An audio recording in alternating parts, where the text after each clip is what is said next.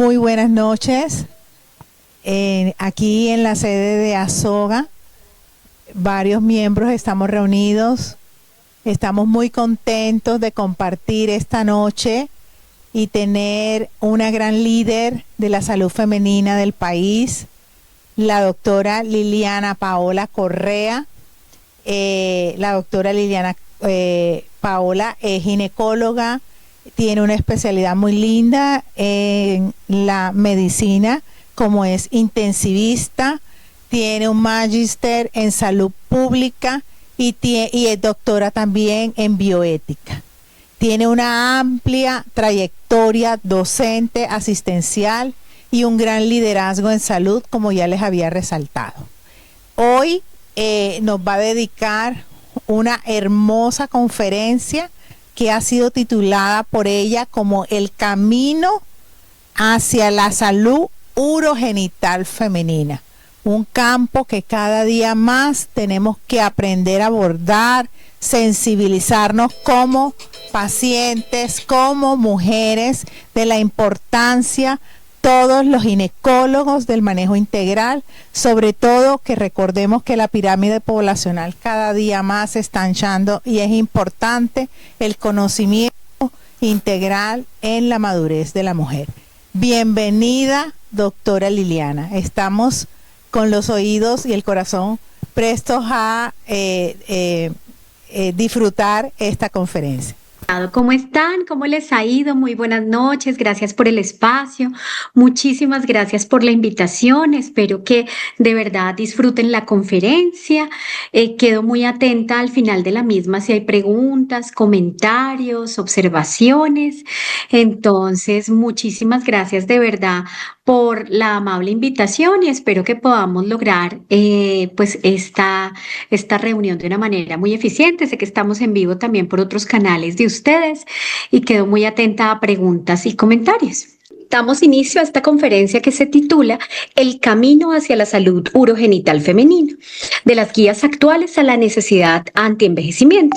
Yo soy Liliana Correa y estoy muy agradecida de esta invitación que vamos a compartir en este momento.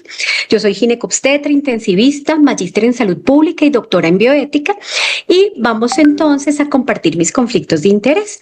En este momento estoy patrocinada por Aspen para esta conferencia, pero como se van a dar cuenta, es netamente una revisión académica de la literatura actual frente al manejo del síndrome geniturinario de la menopausia y algo de lo que se está hablando mucho, que es la teoría anti-envejecimiento en la mujer.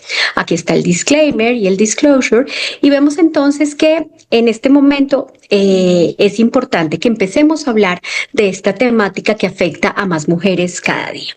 Entonces, ¿a qué nos estamos enfrentando? Nos estamos enfrentando a un nuevo concepto de lo que es la edad madura, a mujeres que están, como ustedes se dan cuenta en estas imágenes, enfrentando esta parte de la vida que es la perimenopausia y la menopausia, con un cambio muy importante de los paradigmas que se vivían en el pasado.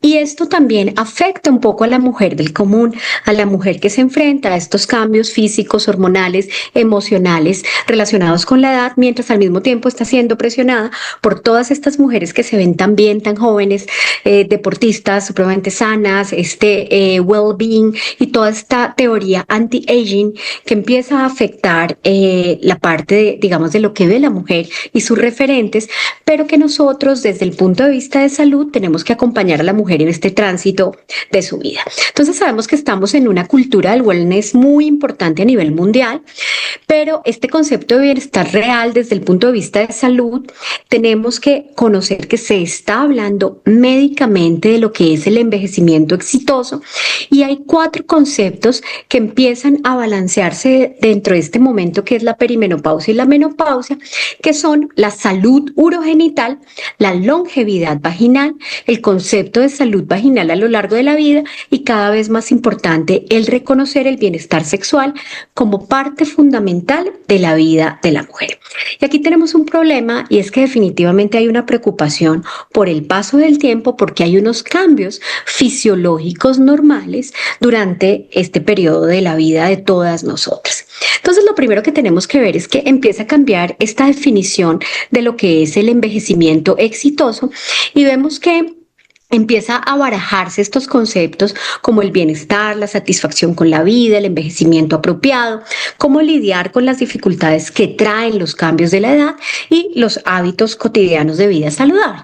Entonces sabemos que el envejecimiento definitivamente es un proceso natural, pero que tiene un impacto físico, mental, emocional y social, con una carga psicológica muy importante y además tiene impacto en calidad de vida, satisfacción con la vida y bienestar, y que está influido por la cultura. Pero lo que sabemos es que en el curso de vida de nosotras como mujeres, la edad es un proceso de transición muy importante y que está moldeado por nuestra historia personal y por las circunstancias sociales.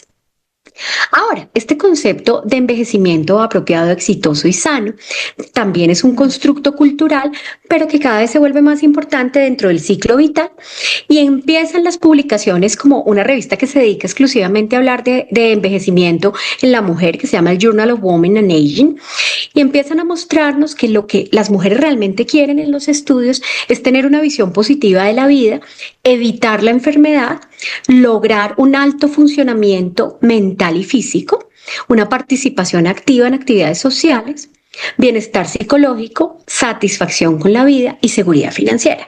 Y esto es lo que las mujeres del mundo empiezan a mostrar. Ahora, cada vez se le da más énfasis a estos factores psicosociales y empiezan a decir que uno debería ver esta perspectiva del envejecimiento de manera exitosa desde una cultura o una perspectiva de curso de vida, y es cómo nos podemos adaptar al cambio físico, al cambio hormonal, al cambio psicológico y social, cómo ver potencial de crecimiento en distintos momentos de la vida y aceptar esa vida que se ha vivido, y que en este momento la triada del envejecimiento a la mujer constituye 3 cosas. 1, la salud. 2, la preocupación por la edad. Y 3, el concepto del bienestar. Y sobre esto es que se está trabajando. Entonces vemos que lo que el mundo nos dice y nos dice la literatura actual es que uno de los factores que también hay que tener en cuenta en este proceso antienvejecimiento es la necesidad de mejorar la salud urogenital en la mujer, y esto se vuelve definitivamente algo muy importante. ¿Por qué? Porque en particular el síndrome geniturinario de la menopausia está subestimado. Está subestimado en las mediciones epidemiológicas, en la literatura, en los reportes de la mujer, y a pesar de su alta prevalencia, hay subdiagnóstico y hay además subtratamiento. Y el otro punto es que nosotros como personal de salud tenemos la tendencia a pensar que el síndrome geniturinario de la menopausia es solamente una condición que afecta a mujeres muy mayores. Entonces miren estas publicaciones cómo nos cambian un poco el concepto de que ya no es de mujeres tan mayores, sino de mujeres mucho más cercanas al inicio de la menopausia y cuando aún están muy activas desde el punto de vista social y sexual, que esto, como vamos a ver más adelante, es muy importante.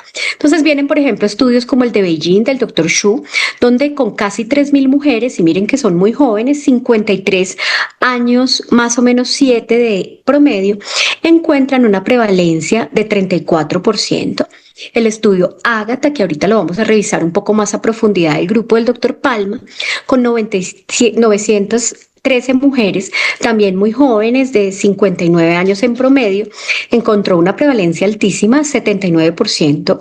El estudio Angel del Dr. Cagnasi, 747 mujeres, incluso mucho más jóvenes, de 40 a 55 años, encuentra 36% de prevalencia global, pero que si separamos en edades, mujeres muy jovencitas, 40 a 45 años, ya 19% tenían cambios en el tejido, cambios en lubricación, cambios en el aspecto del tejido vulvar, y 53% de las mujeres con 52 a 55 años. Esto no implica que necesariamente haya que dar algún tipo de tratamiento a esta edad, pueden ser solamente medidas de hidratación, lubricación, entre otras, pero sí vemos que de pronto está un poco más jóvenes donde empieza realmente la sintomatología. Y del doctor Franklin Spiti en el año 2018 aquí en Colombia, una publicación muy interesante, 558 mujeres, también muy jóvenes, promedio de edad 59 años, encontró que 1 de cada 2 de estas mujeres tenían signos y síntomas compatibles con SGOM. Entonces, definitivamente es frecuente, y el problema es que de pronto las mujeres no están consultando y nosotros no lo estamos explorando. Entonces, ampliemos un poquito más esta epidemiología que nos muestra el estudio Ágata, que es un estudio que su nombre es un acrónimo de atrofia de la vagina en mujeres en la posmenopausia en Italia. Y es muy bonito porque es multicéntrico y porque buscaron en mujeres que iban a control de rutina por ginecología, las reclutaron, casi 1000 mujeres, y encontraron lo siguiente. Primero, que de esas 913, 722 tenían hallazgos compatibles con SBUM, es decir, un 79%, y que la prevalencia total iba entre 64 a 84%, y que iniciaba tempranamente en la posmenopausia, entre el primero y el sexto año de la posmenopausia. Y ellos encontraron además una constelación de síntomas y signos que además tenían algo de correlación. Sequedad vaginal, viendo al examen físico sequedad mucosa. La mujer refería dispareunia y se encontraba pérdida de los pliegues. Se veía, por ejemplo, ardor y se correlacionaba con palidez de la mucosa. Se veía prurito, se sentía prurito y se veía fragilidad de la mucosa. Y además había una relación, por ejemplo, también de sentir o percibir disuria, y al examen físico se encontraban además a nivel vulvar y a nivel periuretral petequias. Pero el otro punto que sorprende un poco del Ágata es que de esas 913 mujeres, solamente 274 habían tenido un diagnóstico previo de SGUM y solo 109 de esas 722 ya con esta prevalencia habían recibido algún tipo de tratamiento como la terapia de reemplazo hormonal local, es decir, un estrógeno local, que es pues el tratamiento indicado. El Angel Study, publicado en Climateric en 2019, es también un estudio de prevalencia, también en Italia, y también es un estudio multicéntrico de corte transversal. Y aquí lo interesante es que eran mujeres con una edad más joven, 40 a 55 años, en 30 servicios públicos italianos. Y aquí encontraron que en total había 36% de prevalencia, pero que se veían una de cada 2 mujeres entre los 52 y los 55 años. Utilizaban también la medición del pH alcalino como un proxy adicional al diagnóstico, y ese fue un poco menos prevalente, era más la sintomatología y los signos, pero vieron que 19% de las muy jovencitas, entre 40 y 45 años, ya experimentaban algunos cambios. Y esto es bien interesante porque ellos también reportan y dicen, miren, claramente eran mucho más poquitas cuando eran mujeres entre 40 y 45 años, y van aumentando la edad y se va aumentando la prevalencia, prácticamente se duplica. Pero el otro punto es que nos cambia ese concepto de que es de mujeres muy mayores, esa paciente de 80 años que llega a la consulta con atrofia severa, que no le entra el espéculo, que no se le puede hacer tacto, que tiene fusión de los labios vaginales, porque es la manera en que nos educaron y nos enseñaron que se veía la atrofia vulvovaginal o el síndrome geniturinario de la menopausia, y vemos claramente que se está viendo en mujeres mucho más jóvenes y que la sintomatología sí empieza a verse un poco más temprano. Y el otro punto es que también tenemos que hablar de incontinencia urinaria en la mujer. Y vemos, por ejemplo, que esta publicación también del mismo journal que les mostré ahorita, nos muestra que la prevalencia de incontinencia urinaria en mujeres mayores de 18 años realmente es alta, y que es alta porque dice, mire, 26% de las mujeres pueden tener diversos grados de incontinencia. Obviamente esto está impactado por la edad, por el índice de masa corporal, por el número de partos, si fue parto vaginal o no, instrumentado.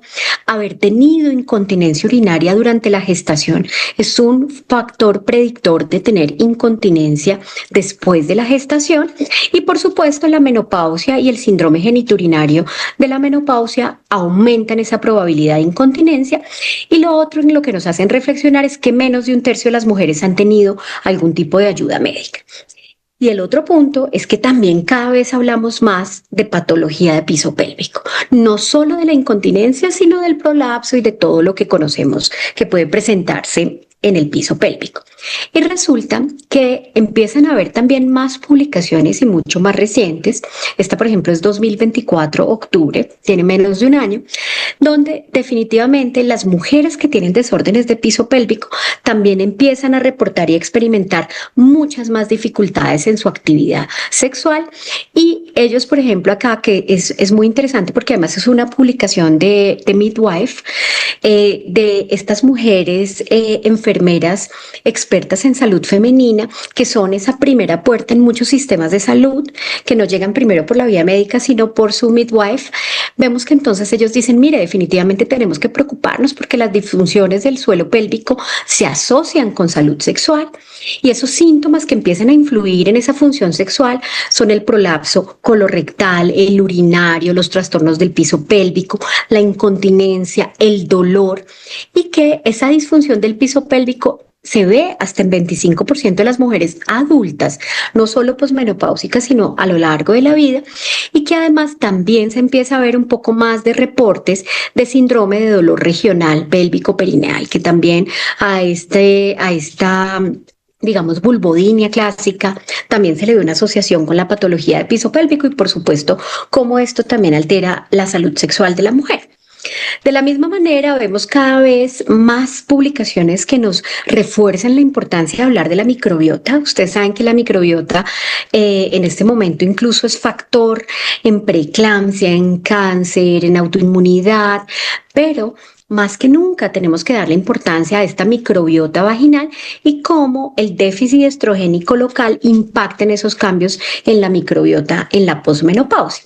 Entonces, todo esto que vamos viendo de la epidemiología es que definitivamente el mundo nos habla mucho de todo lo que es la cultura anti-aging, y yo creo que todas las mujeres estamos reflexionando mucho frente a lo que es cuidado de la piel, protección solar, todo lo que es anti-envejecimiento facial y corporal, pero nos falta poner en la agenda y hablar cada vez más del envejecimiento urogenital, porque definitivamente impacta en calidad de vida. Entonces, ¿qué es lo que vemos? Vemos que definitivamente todos los cambios en piso pélvico, en atrofia urogenital, en incontinencia, pueden deteriorar la calidad de vida y comprometer la salud sexual de la mujer.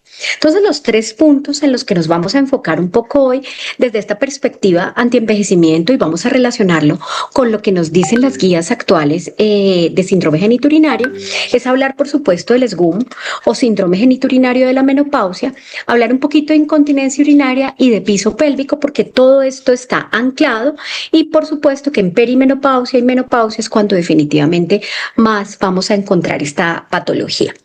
Entonces, ¿qué es lo que nos hace ruido hasta acá?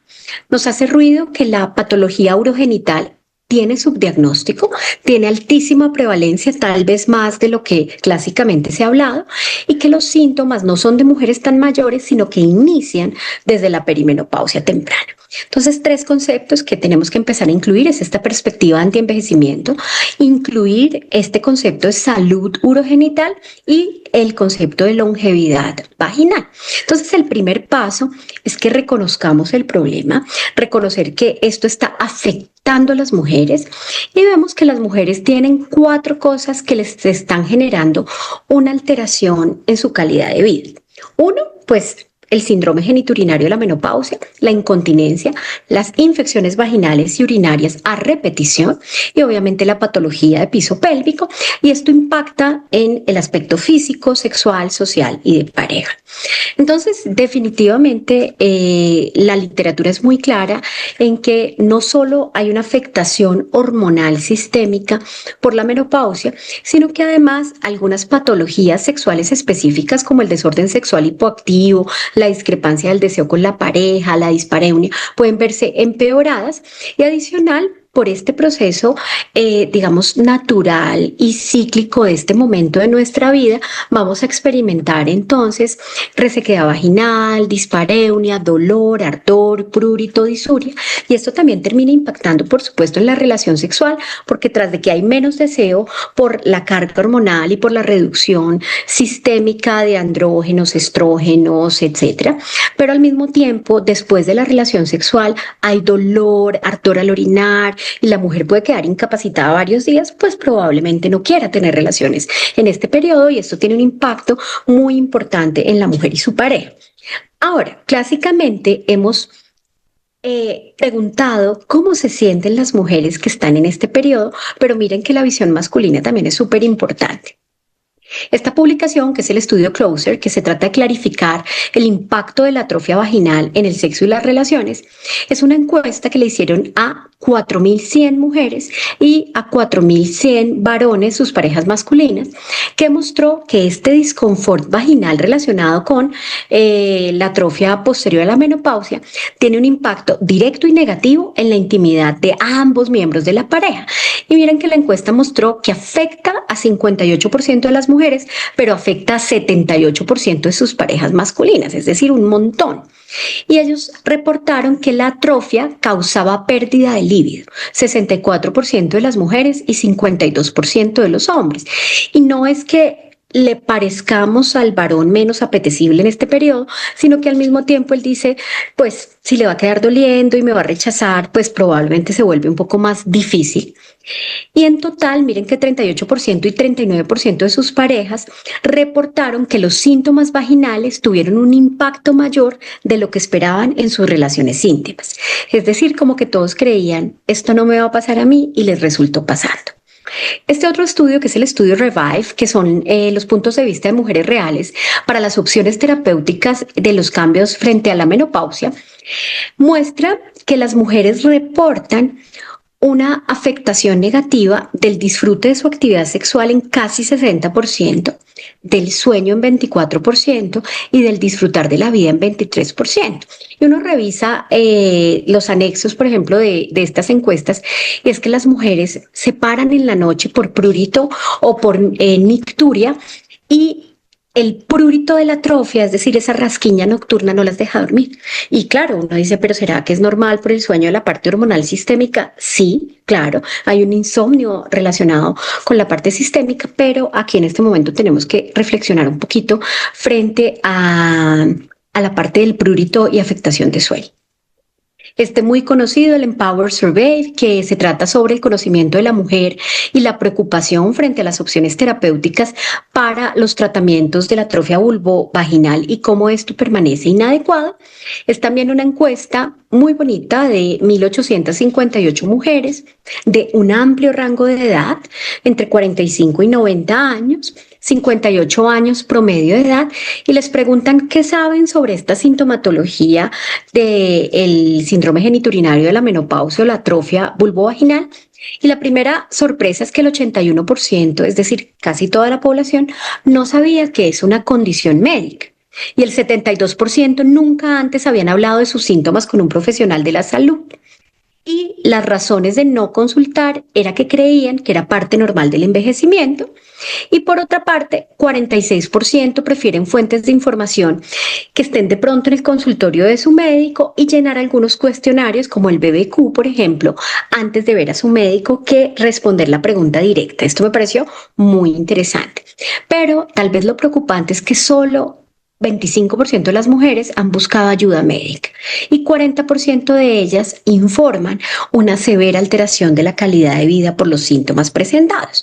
Y cuando uno dice, bueno, entonces, ¿por qué no consultan y por qué no discuten el tema con sus médicos? Pues a veces no se sientan cómodas, creen que es normal de envejecer, no hubo tiempo en la consulta para tocar el tema, intentó iniciar la conversación, pero el médico no fue receptivo, no sabía que existe tratamiento sintomático, entre otras. Muy famosa, un poco más antigua, la encuesta Viva, en la cual pues obviamente la población reporta lo mismo, un efecto negativo en la vida, un efecto adverso en la intimidad sexual, sentirse menos sexual, pero miren cómo se asocia esta percepción de sentirse mayor en 36% y un efecto negativo en la autoestima en 26%. Eso es un montón y son cosas que impactan realmente en la manera en que nos autovemos. Y obviamente también hay baja calidad de vida y consecuencias negativas en la relación. Por otra parte, sabemos que la Organización Mundial de la Salud y la literatura actual cada vez más le da importancia a la salud sexual, porque ya se sabe que dentro de este concepto de salud y este concepto de bienestar general o global, la salud sexual se vuelve cada vez más importante. Y de la misma manera, entonces vemos que tenemos que empezar a hablar de ese bienestar emocional, funcionamiento sexual, el concepto de nosotras mismas y la autoimagen corporal. Y por supuesto que empiezan a aparecer publicaciones que nos dicen que el SGUM o la atrofia vulvovaginal es un marcador negativo del envejecimiento de la mujer. ¿Hay evidencia de que es solo envejecimiento? Entonces es bien interesante porque es ahí que aparece este concepto de longevidad urogenital y salud sexual. Es decir, que si yo protejo mi región urogenital, probablemente tenga un mejor bienestar sexual y una mayor longevidad en este aspecto pues urogenital y sexual. Entonces, el segundo paso es que pues se está hablando cada vez más de las estrategias anti-envejecimiento y de este concepto que iniciamos hablando, que es el envejecimiento activo exitoso, y es un estilo de vida que implica un cuidado activo sobre nosotras mismas y además mejorar la calidad de vida de estos años postreproductivos. Entonces, lo primero es que hay muchísimas publicaciones de envejecimientos, realmente hay gran cantidad de información donde se ve que lo que se busca desde terapia genética, en todo el aspecto, no estamos hablando solo del envejecimiento genital, sino estamos hablando de todo lo que el mundo está investigando para envejecer mejor o con mejor calidad de vida, y va desde terapia génica, proteger el acortamiento de los telómeros, nutrición apropiada, manejo de la autofagia, hasta senescencia celular. Pero realmente, ¿qué es lo que quisiéramos de este concepto antienvejecimiento? Son estas cosas que vale la pena que reflexionemos. Lo primero es el foco en prevención. No queremos llegar a personas que ya tienen un daño cardiovascular muy severo por la edad, sino que hay cosas que ya sabemos que previenen el daño cardiovascular.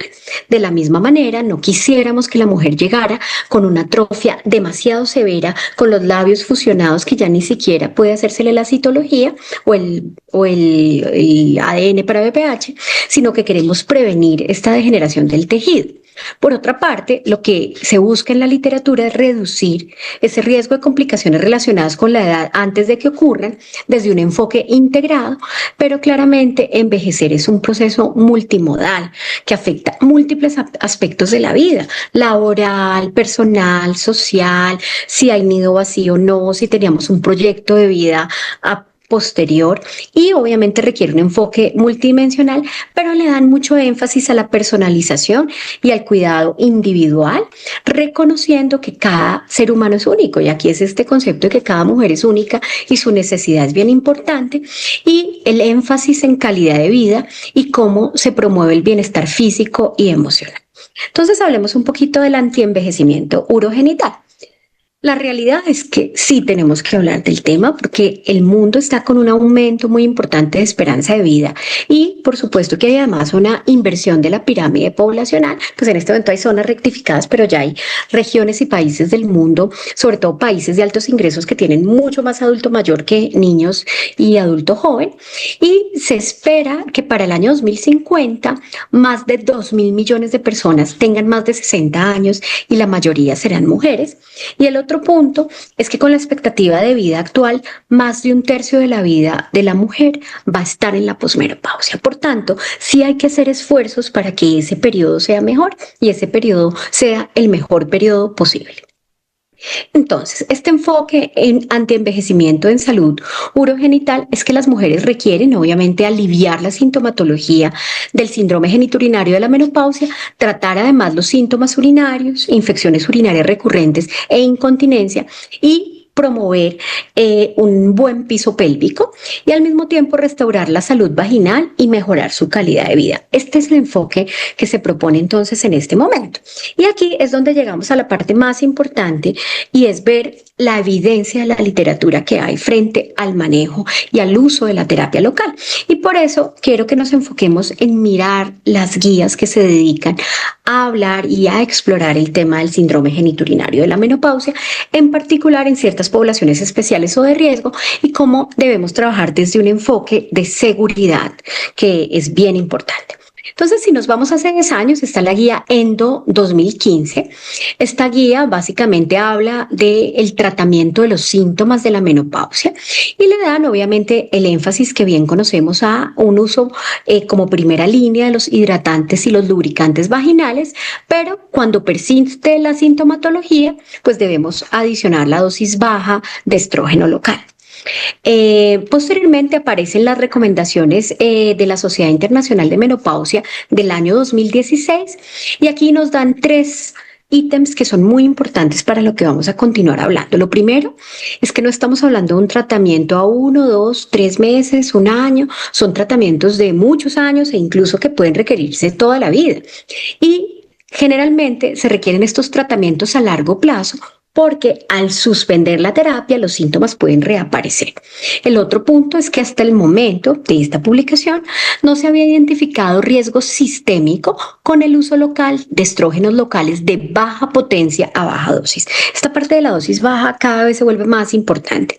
Y por otra parte, el uso de la terapia hormonal sistémica, que es excelente y que está ampliamente indicada para alivio de toda la sintomatología vasomotora, emocional, que se presenta en la menopausia, en particular con los flush y las oleadas de calor, resulta que no evita la incontinencia urinaria. Incluso vamos a ver otras guías que nos dicen que la puede empeorar y que la terapia hormonal sistémica no se prefiere antes que los estrógenos locales a baja dosis en el manejo de los síntomas vaginales cuando predominan los síntomas vaginales o cuando hay infecciones recurrentes de tracto urinario inferior. Es decir, que si la mujer tiene terapia hormonal sistémica, porque tiene indicación de terapia sistémica por sintomatología vasomotora u otras, la terapia hormonal sistémica puede no ser necesaria para aliviar la totalidad de los síntomas, en particular urinarios, incontinencia urinaria e infecciones urinarias recurrentes. Ahora, ¿qué más nos dice esta guía de la Sociedad Internacional de Menopausia? Con respecto a la dosis y la vía, nos dice que la dosificación debe basarse en la menor dosis efectiva, y creo que este es el punto más importante a trabajar durante esta sesión. Y el otro punto es que la vía vaginal es la que mejor alivia, porque los síntomas son vaginales, perineales, vulvares, y al mejorar esa sequedad vaginal, el prurito y la dispareunia, también mejora otras cosas como el tejido y los hallazgos citológicos. Aparece en el 2024 esta guía, que es la guía de la Sociedad Australiana de Menopausia. Es muy bonita, pero además aquí les comparto el brochure de pacientes, que realmente es muy bonito. Yo le digo a todo el mundo, descárguelo, tradúzcalo y entrégueselo a sus pacientes, porque hablan mucho de la parte de la terapia no farmacológica y son excelentes en brindar educación a la paciente, pero en particular recomiendan cosas que les quiero compartir, como de terapias no farmacológicas, como aliviar los síntomas con paños fríos que tengan una dilución de 1 litro de agua y 2.5 mililitros de bicarbonato de sodio. Ellos lo tienen líquido. Nosotros yo creo que sería el equivalente como una cucharada de bicarbonato de sodio en polvo. Y esto alivia el prurito y alivia el disconfort leve. Me parece que está muy interesante.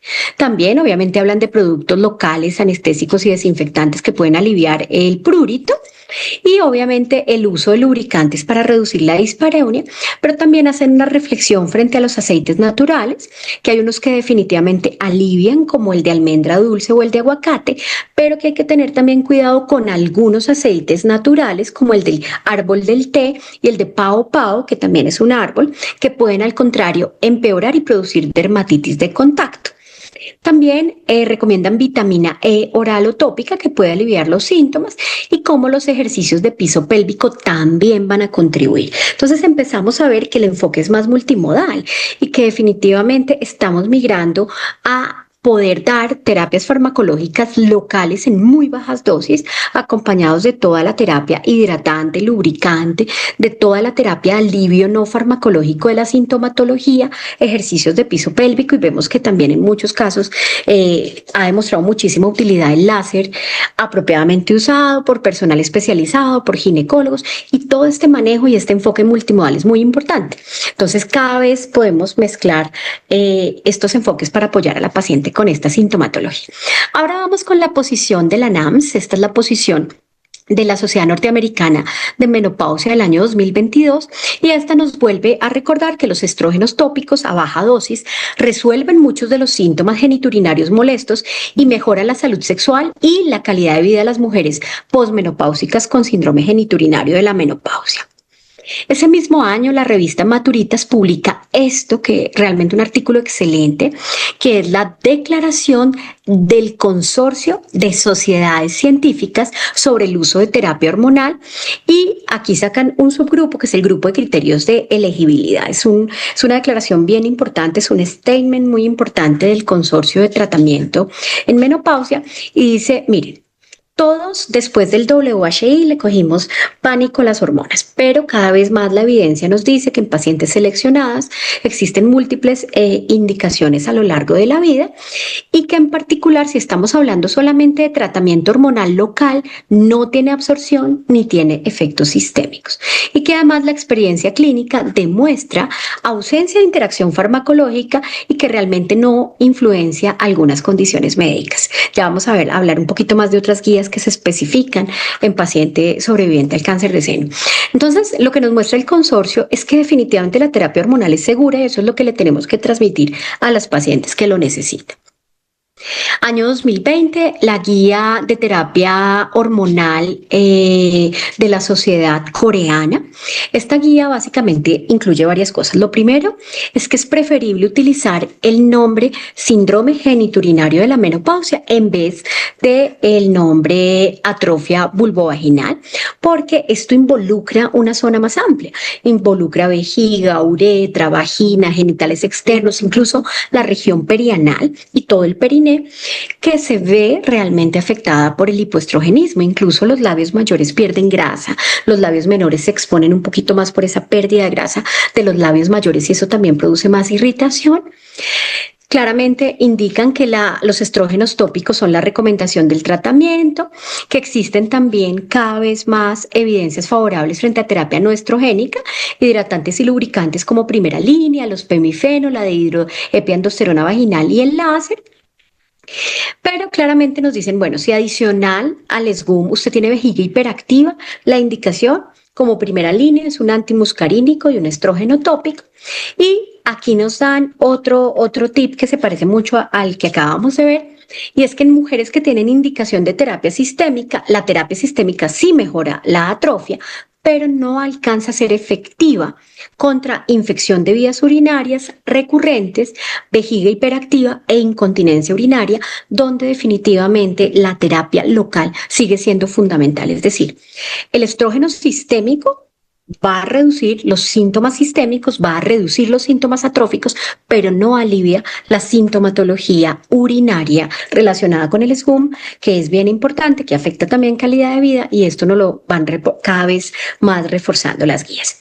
Ahora vamos a la guía NICE. La guía NICE hace su última actualización el 7 de noviembre del 2024, hace menos de un año, y nos dan 4 tópicos bien interesantes. El primero es: ofrezca estrógeno vaginal a las mujeres con atrofia urogenital, incluso a aquellas que tienen terapia sistémica, y continúelo el tiempo necesario para aliviar los síntomas, porque a veces las mujeres tienen sintomatología que es persistente y refractaria a la terapia sistémica. El segundo punto es: explíquele que puede requerir aumento de dosis en caso de que no alivie los síntomas, pero siempre con consejería de un experto, y explíquele que los síntomas frecuentemente regresan si el tratamiento es suspendido, y hacen mucho énfasis en cuidado individualizado y en esta propuesta de valor de reconocer los deseos y valores de la paciente. Pero en esta versión de noviembre del 2024 incluyen como molécula de primera línea estriol. Y básicamente les resalto lo que dice la guía. Particularmente, estriol es efectivo en reducir sequedad vaginal y dispareunia, y estriol también mostró efectos en reducir el disconfort vulvovaginal y la irritación, y además es costo efectivo. Posteriormente también vamos a ver cómo FIGO, que es la Federación Internacional de Obstetricia y Ginecología, en 2024 también hacen esta publicación que es sobre consejería en mujer en menopausia, y frente a la sintomatología geniturinaria dicen varias cosas. Lo primero: la terapia vaginal es más efectiva que la terapia sistémica cuando hay sintomatología geniturinaria. ¿En qué alivia la terapia local? Reduce sequedad vaginal, dispareunia, prurito, ardor, reduce la disuria, reduce la frecuencia y la urgencia urinaria y reduce las infecciones recurrentes del tracto urinario inferior. Pero miren también lo que dice, y es acá donde veo que toda la literatura va hacia el mismo camino, y es que la terapia hormonal sistémica puede aliviar la atrofia, pero puede causar incontinencia urinaria o empeorar los síntomas urinarios existentes. Entonces miren que las dos guías que habíamos visto nos habían dicho que la terapia sistémica era capaz de aliviar los síntomas atróficos, pero no aliviaba los urinarios. Pero esta este position paper de la FIGO también dice que puede empeorar o causar incontinencia urinaria. Entonces miren que tenemos que balancear esto muy importante. Y también dice que en mujeres con prolapso pélvico preexistentes y que reciban terapia sistémica hormonal, en particular combinada con estrógenos y progesterona, se puede empeorar el prolapso.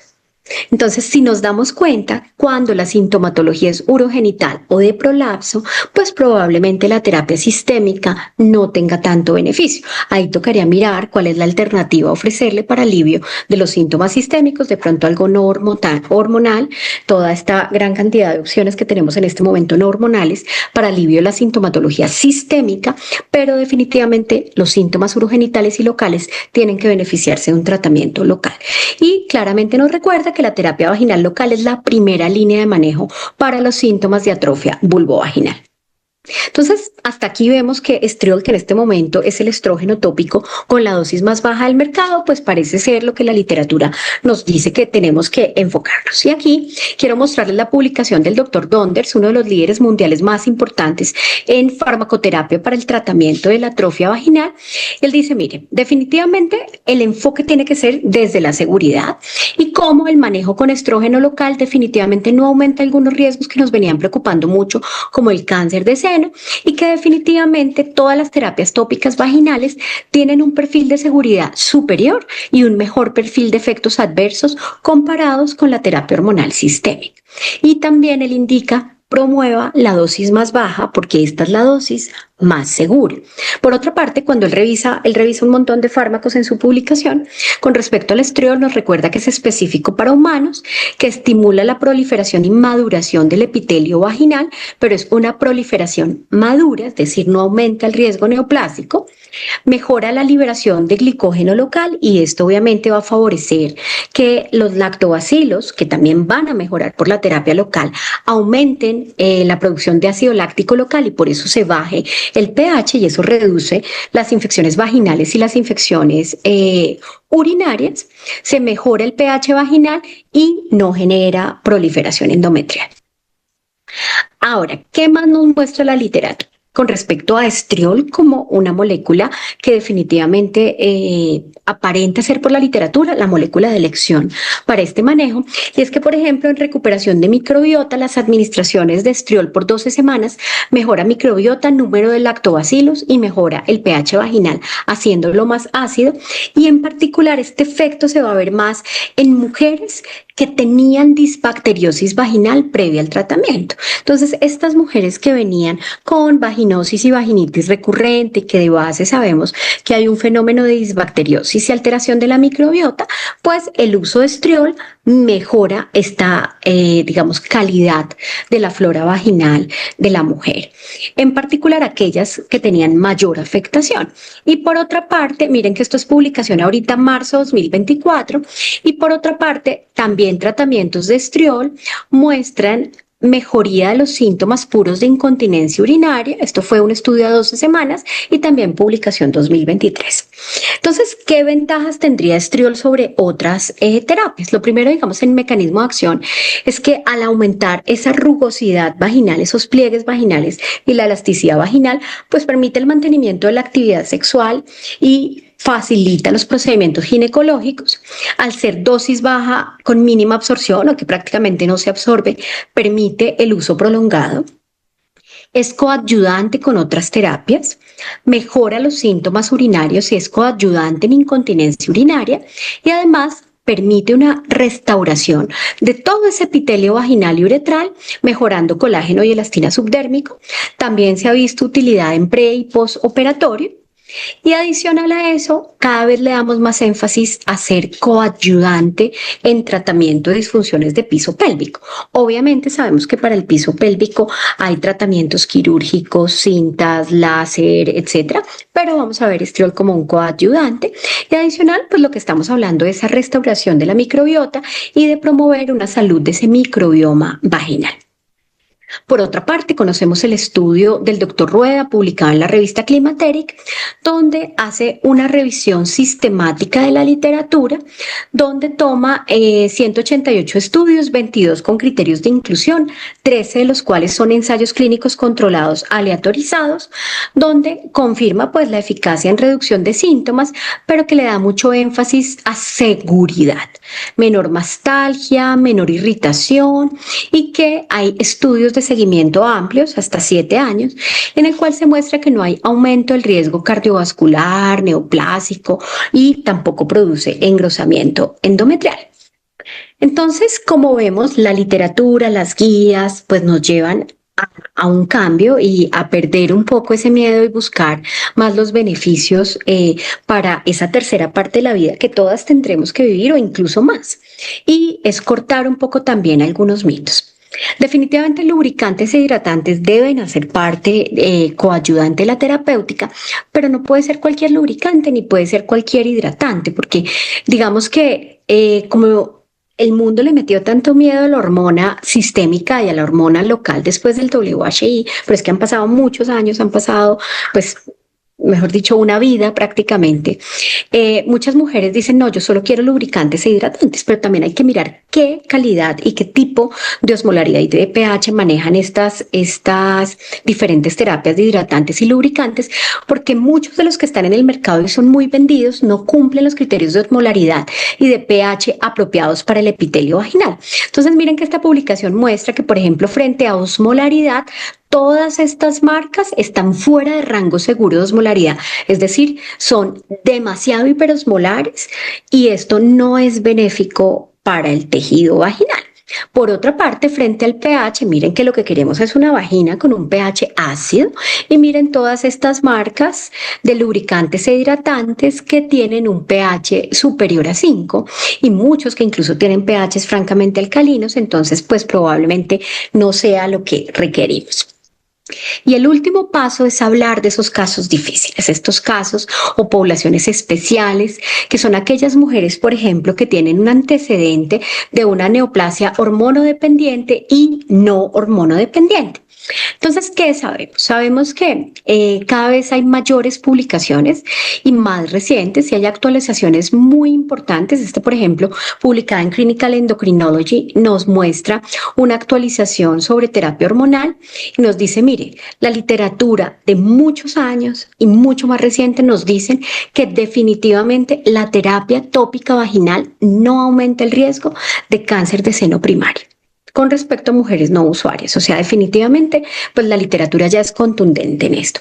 Y por otra parte, si revisamos las guías las guías del Clinical de Obstetricia y Ginecología, nos muestra cómo lo más importante es individualizar la dosis y definitivamente lo que nos muestran es que claramente la primera opción siguen siendo lubricantes e hidratantes, es decir, el tratamiento no hormonal, pero que estudios como el AVID Trial y otras cohortes muestran que son seguros. Incluso un grupo de 1.472 mujeres con cáncer de seno ya diagnosticado y ya tratado, que recibieron estriol a dosis baja de 0.5 miligramos o estradiol a dosis baja de 25 microgramos por un año, ambos fueron seguros. Pero también hay otros 2 estudios pequeños en mujeres con cáncer de seno que mostraron que el estradiol, ya sea en tableta o en anillo, sí eleva la medición de niveles séricos de estradiol, en cambio estriol no. Entonces digamos que ahí pues la literatura también recomienda que el estriol, cuando se utiliza a dosis de 0.5 miligramos 2 veces a la semana, no aumenta los niveles de estradiol sérico. Y acá ellos, por eso se los resalto, dicen que estriol es probablemente más segura comparado con cualquier otra preparación de estrógeno en mujeres con cáncer de seno. Entonces, en particular en estas poblaciones especiales, pues el enfoque sí debería ser hacia estriol de 0.5 miligramos en la dosis más baja probable. Bueno, ¿qué más nos muestra la literatura? Básicamente nos muestra que cuando se aplica el estriol vaginal no aumenta ni el estriol ni el estradiol sérico, es decir, que continúa siendo seguro y que no afecta los niveles sistémicos hormonales en la mujer, por lo cual no tiene por qué aumentar los cánceres hormonodependientes. Esta es dentro de esta guía que les mostré para pacientes de la Sociedad Australiana de Menopausia, que además se encarga de empoderar a la mujer posmenopáusica. Nos muestra, por ejemplo, que para mujeres con resequedad vaginal problemática, en particular aquellas que tuvieron, por ejemplo, cáncer de seno, debe discutir alternativas de manejo con su médico para que este tratamiento del síndrome genitourinario de la menopausia haga parte de su tratamiento completo, es decir, así como tiene tamoxifeno, raloxifeno, toda la terapia de su cáncer de seno, tenga algún tipo de terapia específica como parte de su tratamiento para el CADC. Nuevamente vemos como definitivamente el estriol vaginal a dosis más baja y ultra baja es seguro y suficiente en la mayoría de los casos, incluso en pacientes con cáncer de mama. Y por supuesto recordar también que dentro de los lubricantes el más similar y más, digamos, biocompatible es el ácido hialurónico, que puede estar en aquellas mujeres que definitivamente no quieren utilizar terapia hormonal local o que no pueden por alguna otra tipo de condición. Entonces, ¿cuáles serían estos mensajes claves para llevar a casa después de haber visto como este enfoque anti-envejecimiento y ver lo que nos dice la literatura actual? Lo primero es que en este momento la recomendación más segura por guías es el estriol como molécula y a dosis baja. En este momento la dosis más baja disponible en nuestro país es 0,5 miligramos. Hay países que ya tienen dosis incluso más bajas, pero aquí viene esta propuesta de individualizar la necesidad de la mujer, utilizar la dosis más baja posible. ¿Por qué? Porque va a necesitar periodos muy prolongados, incluso pueden ser periodos muy largos durante su etapa posmenopáusica. Y lo otro es que definitivamente va como coayudante con terapias emergentes y sabemos todo el énfasis que se le ha dado a terapias como el láser, a terapia de piso pélvico, a otro tipo de procedimientos y claramente puede estar ahí lubricantes, hidratantes, estriol, láser, lo que la mujer necesite dentro de este enfoque multimodal. La conclusión es que se habla entonces de considerar dentro de la propuesta antienvejecimiento hablar de longevidad urogenital. Sabemos que la terapia hormonal local mejora los síntomas, que aunque los hidratantes y los lubricantes son la primera opción, sí deben ser vigilados, no todos son inocuos y que hay que verificar que el pH y la osmolaridad sean apropiados para el tejido vaginal, que definitivamente estriol aparenta ser por la literatura la molécula más segura, alta seguridad y que tiene evidencia robusta en la literatura y tiene más de 40 años en el mercado en este momento, pues con todo este soporte de que es muy seguro. Y pues el mensaje clave es que tendremos que utilizar la menor dosis requerida para la resolución de los síntomas. Muchísimas gracias, eso era lo que les quería transmitir el día de hoy. Gracias por su atención y pues quedo muy atenta a las preguntas que tengan en vivo en este momento. Muchas gracias. Doctora Liliana Correa, maravillosa conferencia. Realmente nos has deleitado con todo eso que nos has ampliado muchos conceptos, ese concepto tan bonito de envejecimiento, prevención, envejecimiento genital, exitoso. Y bueno, mirando ese título también que es tan llamativo como el camino hacia la salud urogenital femenina, también tenemos que pensar en la parte preventiva desde la pequeña infancia. Muchos trastornos de piso pélvico se van generando desde pequeñas. Las niñas comienzan a orinar con una frecuencia más allá de lo normal, son estreñidas cada día más. Estos alimentos procesados, ultraprocesados, que cambian la microbiota, pero también no ayudan al piso pélvico. ¿Qué estrategias tú nos puedes dar como una ginecóloga con experiencia y teniendo en cuenta ese título que le has puesto a tu conferencia? ¿Cuáles serían las estrategias para comenzar a trabajar desde la pequeña infancia en la mujer y evitar complicaciones en ese piso pélvico a futuro, también que tienen impacto en dolores crónicos, en la edad reproductiva, en todo lo que es incontinencia urinaria? ¿Cómo podríamos nosotros orientar los hábitos saludables desde la pequeña infancia? Qué buen tópico. Yo creo que parte del problema es no hablar de manera correcta de las cosas desde la infancia y desde la familia. Yo creo que los problemas que tenemos, de los muchos que tenemos en salud femenina, tienen que ver con empoderamiento de la mujer, con verbalizar las cosas que nos suceden y con educación desde que las niñas son pequeñas. Entonces, como la doctora bien lo nombra, realmente tenemos una gran cantidad de hábitos, mitos, circunstancias socioculturales, familiares, limitantes que hacen que de lo urogenital no se habla. Primero porque las niñas que hacen prurito, por ejemplo, en la infancia, las esconden, las regañan. Toda la parte de autoexploración ha sido, digamos, vetada culturalmente, en particular por, bueno, toda esta situación histórica que tenemos las mujeres con respecto a nuestro propio cuerpo. Y en particular, si uno mira en las ciudades y en las regiones, hay tanta dificultad con el conocimiento de lo que es el propio cuerpo, que esto lleva también a complicaciones obstétricas gravísimas, precisamente porque las mujeres no reconocen que están en embarazo, no reconocen que a través de la vida sexual es que pueden quedar embarazadas. O sea, todo esto que a nosotros nos parece como muy lógico, realmente cuando uno analiza casos de complicaciones obstétricas en regiones distantes o en regiones remotas, hay mucho desconocimiento. Por otra parte, hay unos problemas graves en los colegios, y es que las niñas no pueden salir de clase para ir al baño, lo cual las obliga a aguantar la diuresis por periodos muy largos de tiempo hasta que llega el momento del recreo y ahí tienen hambre y son 15 minutos, y las largas filas para entrar al baño, más las situaciones, por ejemplo, a veces de bullying hacen que muchas niñas tampoco entren al baño. Entonces, si bien tenemos varios hábitos inapropiados como la retención urinaria y digamos, aguantar orina por largos periodos de tiempos desde la infancia, muy frecuente en colegios femeninos, también en colegios mixtos se ve, pero digamos que en el colegio femenino católico no tenía uno permiso, por ejemplo, de ir al baño, y esto es algo que es muy cultural. Ahora, estamos tomando más agua que nunca en la vida, entonces ahora ustedes ven que todas las adolescentes andan con sus grandes termos de agua sin una cultura apropiada y cada ratico están yendo al baño.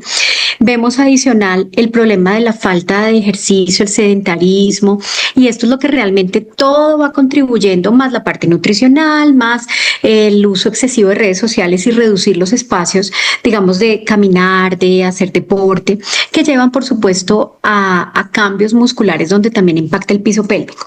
Hay un problema muy importante, y es el exceso de cesáreas en los que estamos en este momento. Yo creo que se vendió que el piso pélvico se protegía y el periné se protegía evitando el parto vaginal, y estamos en una tasa de cesárea parto que nunca antes se había visto en la historia de un país como Colombia, que es una altísima tasa de cesárea, poco parto vaginal, pensando que eso va a proteger el piso pélvico, cuando sabemos que no es el único factor, que por supuesto que el número de partos vaginales influye, pero también influye la obesidad, los ejercicios de preparación pre y post maternidad. Vemos también que la cesárea puede generar unas distorsiones anatómicas vesicales y unos síndromes adherenciales que pueden también alterar la arquitectura y esa anatomía funcional, y que pueden desencadenar también, si bien no la incontinencia típica de esfuerzo, sí otros tipos de vejiga hiperactiva, incontinencia urinaria de urgencia.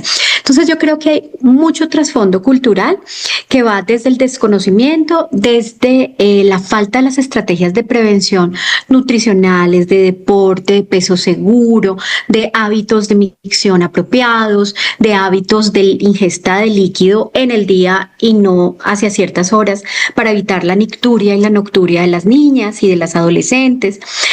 También cuando inician la vida sexual, la necesidad de hacer micción después de las primeras relaciones sexuales para evitar la cistitis de la luna de miel. Vemos que todo lo que es la parte geniturinaria como un todo es algo de lo que deberíamos hablar más y de lo que falta educación, y que claro, las adolescentes van a la cita, o las mujeres jóvenes van a las citas de ginecología, pero tenemos tanto que abordar en una única consulta que es muy difícil, o por ejemplo van al obstetra o al perinatólogo y hay tanto que abordar desde el punto de vista de la gestión de riesgo obstétrico, que de pronto nos olvidamos de esta parte tan importante que es el futuro de ese piso pélvico independientemente de la vía del parto. Las terapias de piso pélvico no están incluidos en los paquetes de parto, sino en algunas prepagadas con distintos niveles de calidad. Y por supuesto, lo que es más grave es que las mujeres no hablan de esto, de los síntomas que empiezan a presentar en cuanto a incontinencia de urgencia, de esfuerzos medianos, pequeños o grandes, de vejiga hiperactiva, de micciones nocturnas, todos los síntomas relacionados con todo el síndrome de dolor vulvar. Es muy difícil que lleguen a la consulta por todas estas barreras sociales, culturales, emocionales que hay frente a nuestra zona genital. Yo creo que tenemos una responsabilidad social educativa de una manera muy importante, pero también tenemos una responsabilidad social con la comunidad, porque cuando por lo menos evaluamos las complicaciones de la alta tasa de cesárea y de la cesárea por solicitud materna, que se complican también bastante, y uno le pregunta a la paciente, ¿por qué quisiste cesárea? Después de una complicación, una miometritis, y ella dice, no, por miedo al dolor y por miedo a los problemas de piso pélvico, como si la cesárea fuera garantía de que no iba a haber algún tipo de lesión de piso pélvico, y todos sabemos que esto no es verdad y que puede haber otra serie de complicaciones que terminen impactando la región genitourinaria.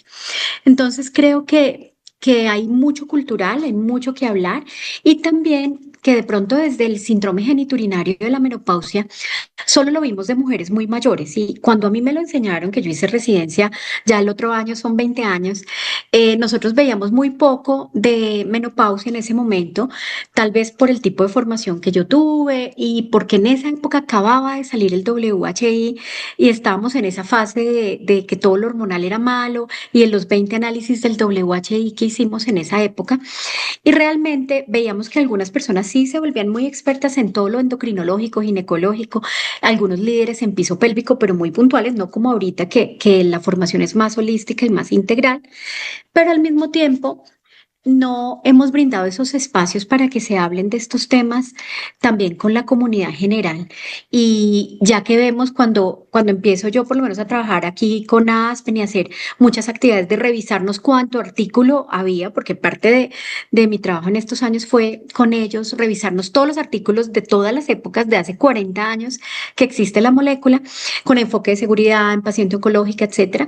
Es que la literatura cada vez nos cuenta que esto es de mujeres jóvenes, de mujeres que definitivamente no tenemos que esperar a tener 80 años y que no se pueda hacer la citología porque el espéculo no va a entrar, sino que realmente empieza a afectar a mujeres más jóvenes y que si bien no hay indicación de tratamiento hormonal local en las mujeres jóvenes, pueden haber otras alternativas de prevención, de hidratación, de evitar algunos químicos, de evitar productos que puedan ser irritantes y generen mayor sequedad, del uso de productos sanitarios que eviten estos problemas y es hacer un enfoque mucho más temprano, al igual que a nuestras abuelas no les tocaba echarse crema sino hasta después de los 60, nosotros ya nos echamos cremas en el rostro desde los 20, yo creo que es el mismo enfoque, es como ver que tenemos que empezar a prevenir desde ya, desde los 40 con algunas estrategias no farmacológicas por supuesto y identificar desde el punto de vista clínico esta sintomatología mucho más temprano por el impacto en calidad de vida.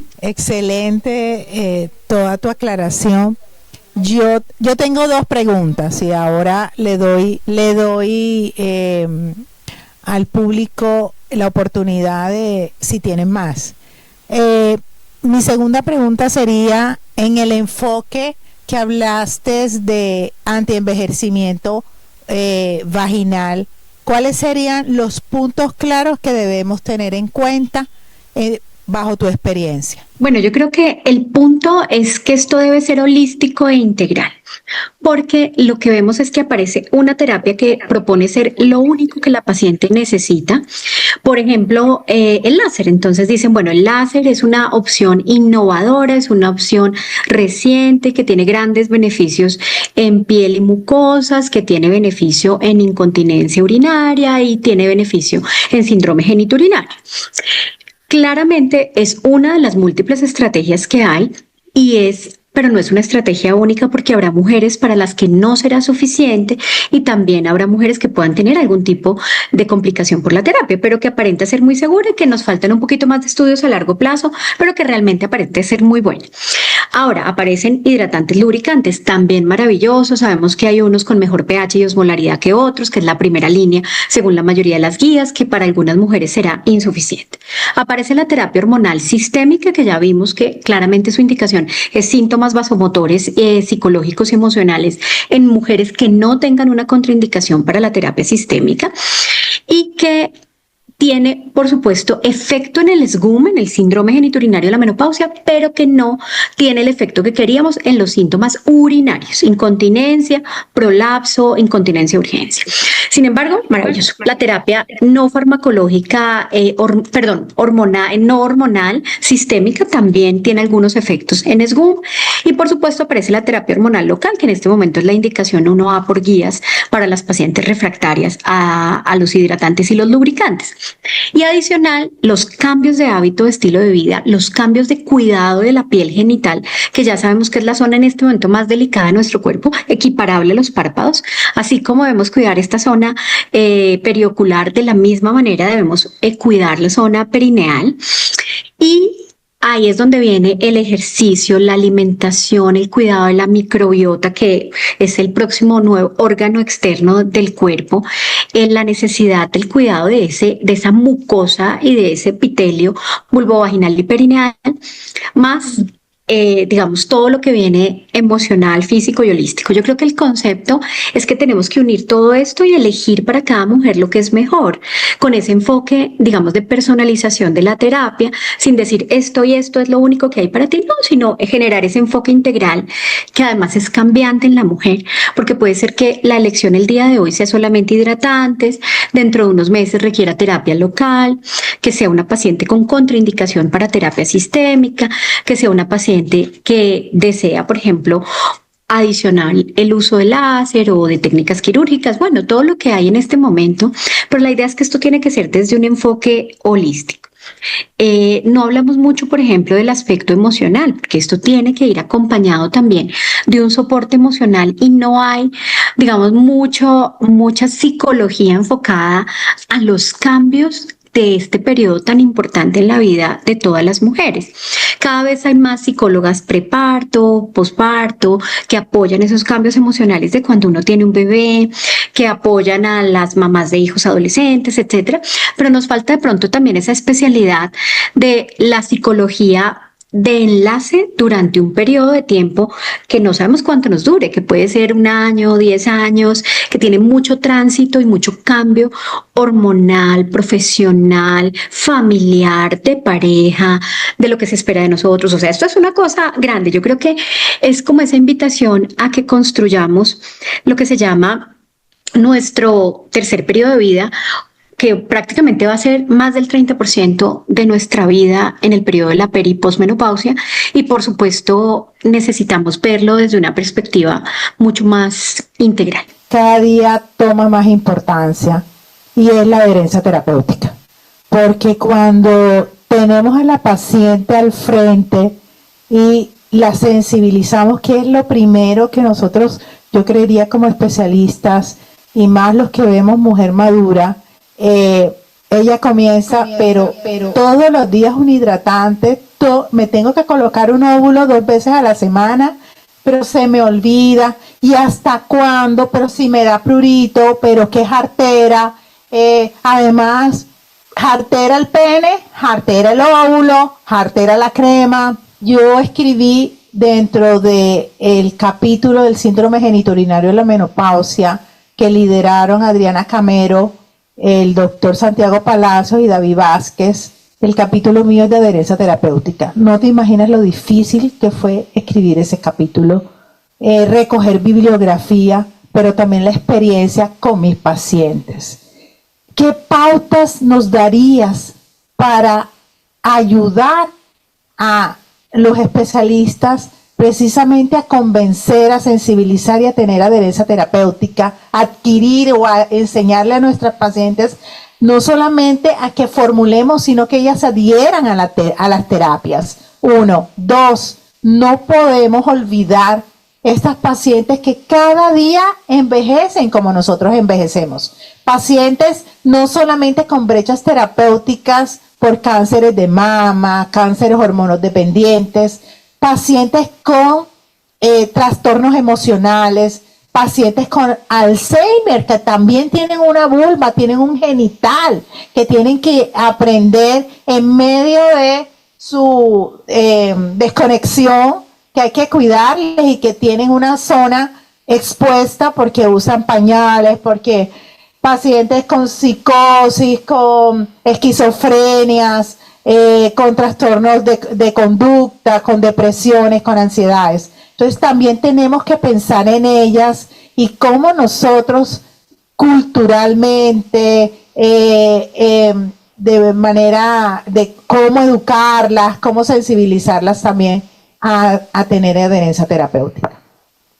Uy, doctora, es el gran reto. Yo creo que como tenemos tanta diversidad de poblacional, hay personas que manejan muy bien los celulares, manejan muy bien redes sociales y entonces vemos que están siguiendo en redes sociales a personas que de pronto no tienen el conocimiento y la manera de transmitir el conocimiento que uno quisiera. Entonces uno dice, ¿por qué siguen en TikTok a esta persona que se inventa unas cosas extrañísimas y que no tiene sustento terapéutico? Y uno ve y dice, ¡ah! Le creen, o sea, ¿por qué le creen? Y vemos por otra parte que las personas que tienen el conocimiento claramente no tienen de pronto el tiempo para volverse influencers de estos temas tan importantes como es la salud genital femenina.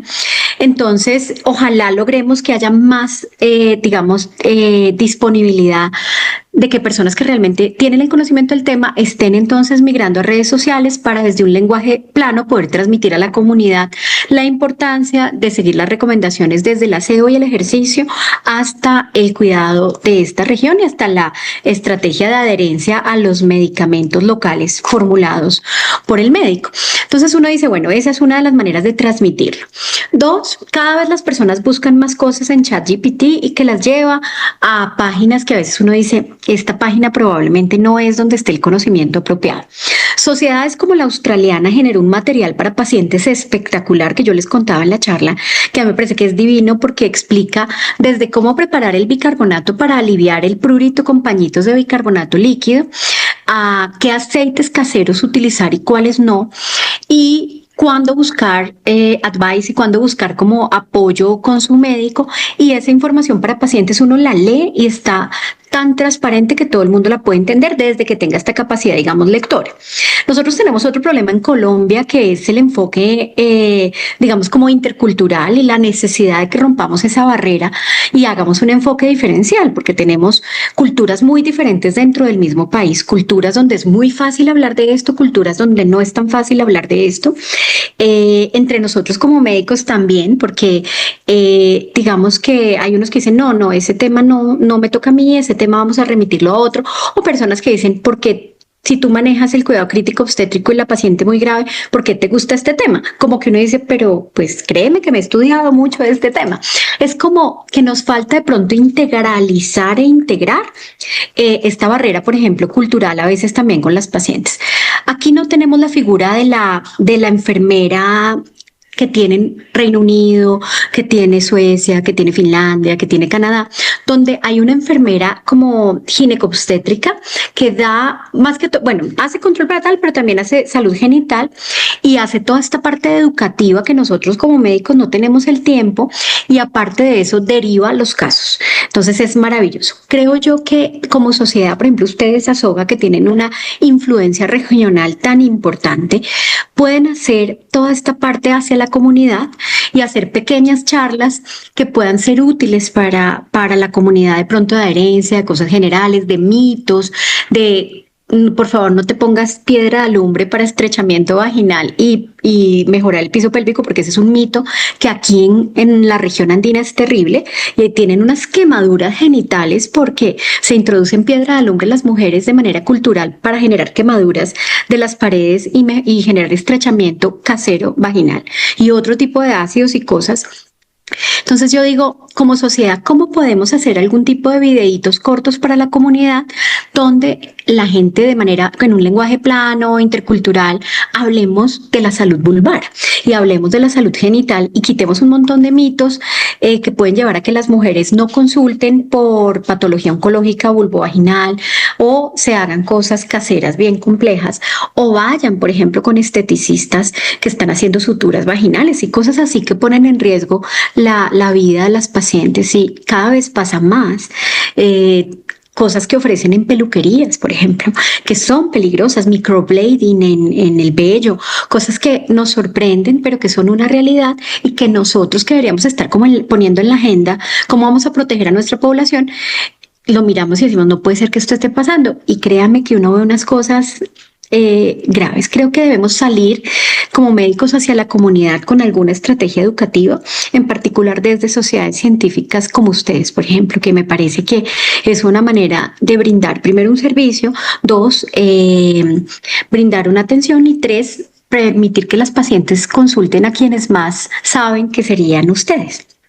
Yo soy Alixmar, soy ginecóloga acá en Barranquilla, también tengo una especialidad en sexología clínica y este tema pues obviamente me apasiona un montón porque pues en la consulta veo muchas pacientes así como tú describiste con dificultades a la penetración vaginal, que durante muchos años han vivido muchas frustraciones con respecto al impedimento, al dolor, a la incomodidad o a todas las dificultades que presenta de pareja el no poder tener encuentros sexuales satisfactorios.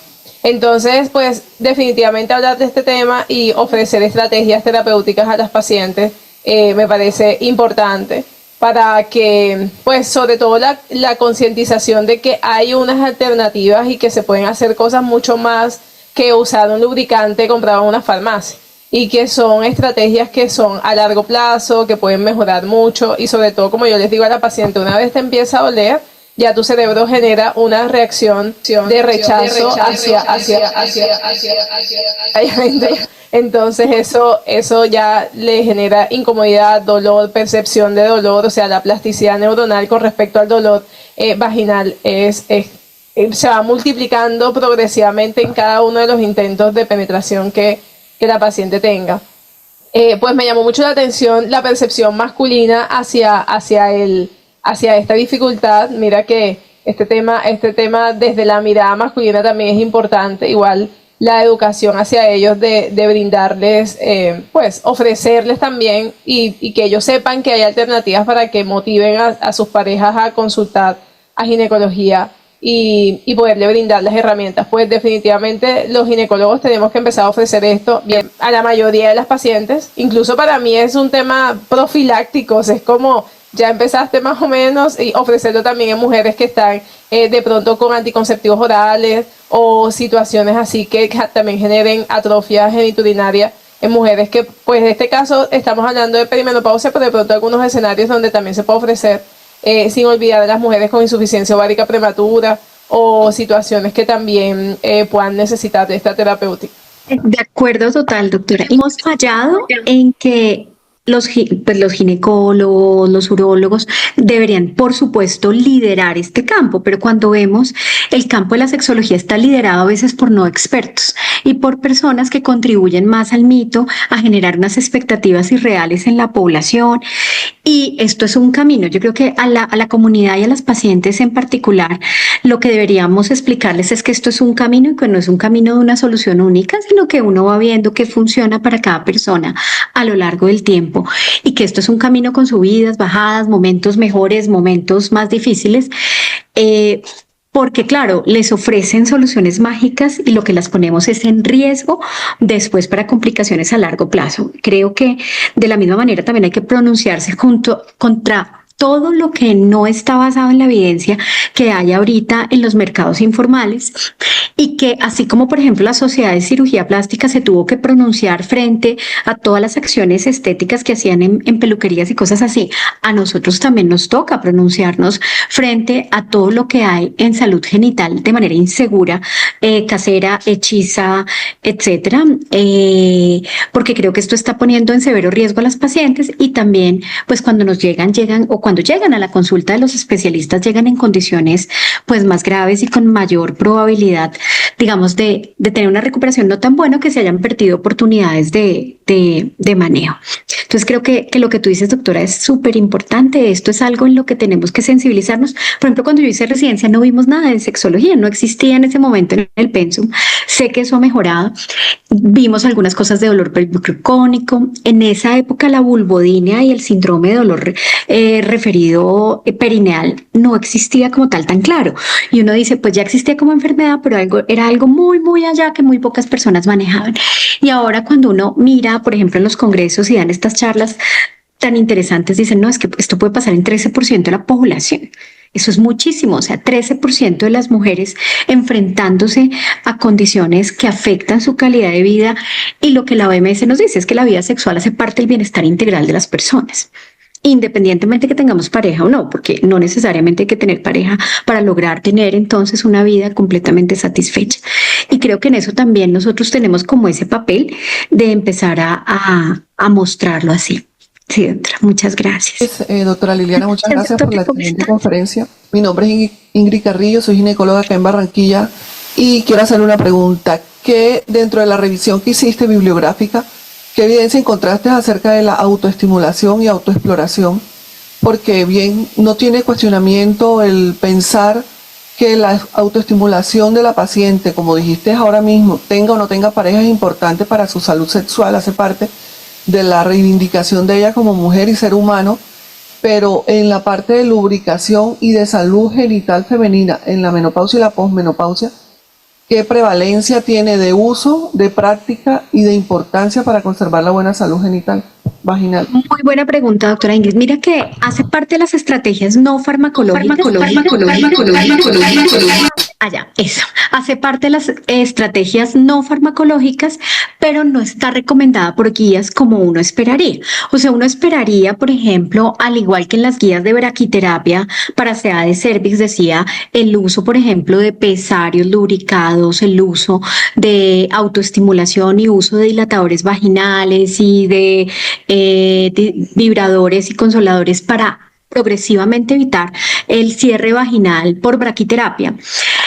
Ahí están guías, pero en las guías de menopausia está nombrado en algunas como estrategia no farmacológica. No hay, y eso es algo que debería existir, debería haber como una recomendación que uno pudiera dar desde el punto de vista médico, porque entonces también vienen los riesgos que yo creo que todas ustedes lo han visto en instituciones de salud, donde las mujeres pueden introducir objetos no seguros en el canal vaginal, generando todos los riesgos de infección, de atasco del cuerpo extraño que pueden suceder.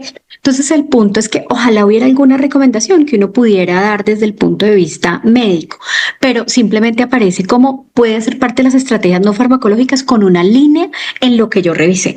Claro está que no hice una revisión específica de la literatura buscando el tema, porque digamos que algo que me he dado cuenta es que uno a veces dice no encontré nada, pero porque las guías que yo busqué están enfocadas en guías mundiales para manejo de menopausia, y dentro de esas guías está el manejo del síndrome genitourinario y los síntomas de incontinencia y piso pélvico con la peri y la posmenopausia, pero no hice la búsqueda, y en terapias no farmacológicas de hidratantes y lubricantes, pero con respecto a esas terapias de autoestimulación y del uso de distintos dispositivos, llámese pesarios, dilatadores, etcétera, ¿qué evidencia científica hay? Y vale la pena, yo creo que hacer una revisión y una publicación del tema, porque creo que es algo que nosotros sí podríamos darle, por lo menos a la paciente, una serie de recomendaciones.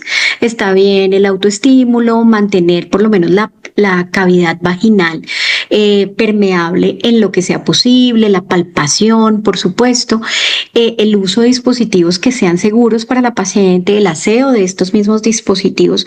Creo que es algo que valdría la pena completamente publicar. O sea, yo creo que ese tema como una necesidad de investigación y de generar una revisión narrativa es una deuda que por lo menos en el español le tenemos a la sociedad. No sé si debe haber publicaciones muy buenas al respecto, y creo que eso, por ejemplo, dentro de una sociedad de ginecología y de sexología, claramente debería poderse brindar a la comunidad para que la gente sepa cuánto es normal, cuánto es normal no, cuánto podría garantizar permeabilidad del introito y de la cavidad vaginal, que es lo que uno médicamente quisiera. Uno lo que quisiera es que no se perdiera el introito y no se perdiera el canal vaginal. Para todo lo que se necesita, incluyendo las pruebas de tamizaje de BPH, la citología cervicovaginal y pues todo lo que es los estudios ginecológicos rutinarios. Ojalá, me parece que sería un muy buen tema de investigación y debe haber, obviamente, si uno busca evidencia. Buenas noches, doctora. Hola, Soy Ricardo Castilla, ginecólogo de la ciudad de Barranquilla.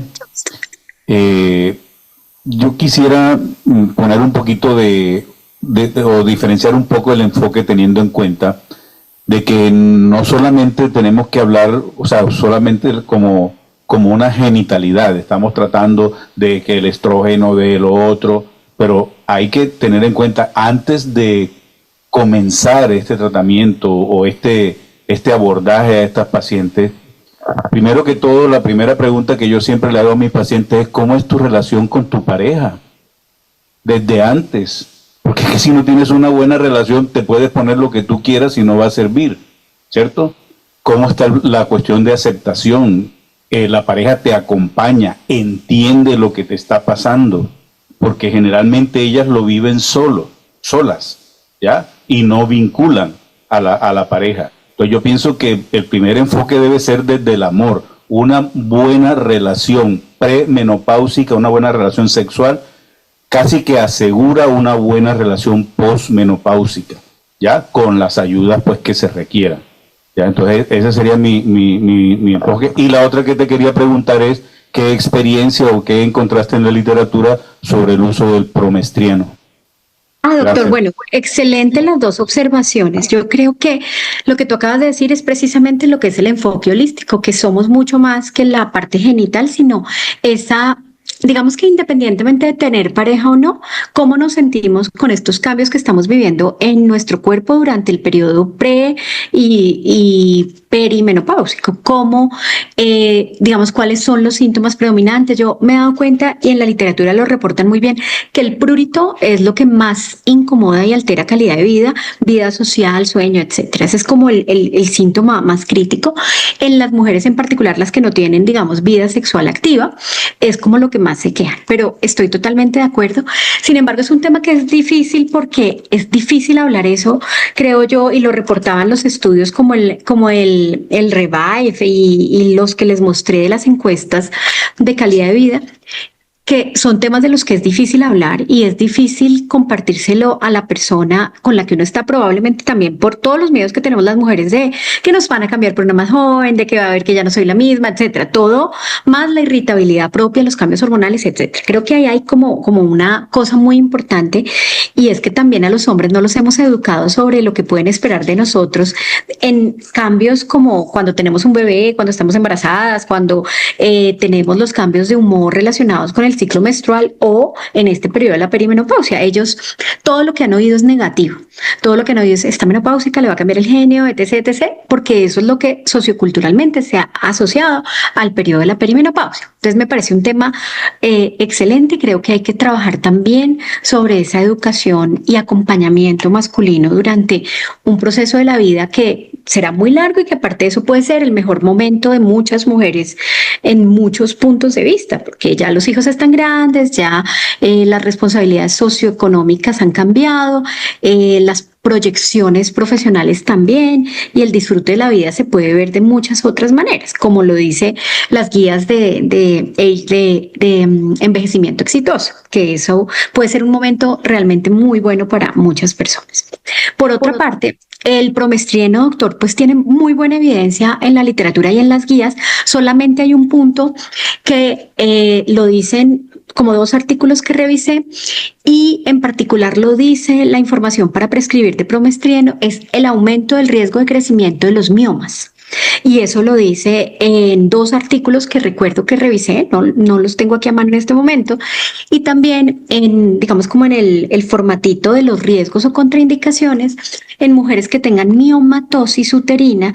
Hay que tener precaución y hacer seguimiento del crecimiento de esos miomas. Entonces, eso a mí me generó una reflexión porque se supone que es muy seguro, que también es de absorción local, de mínima absorción sistémica. Sin embargo, no debería generar ese crecimiento de miomas.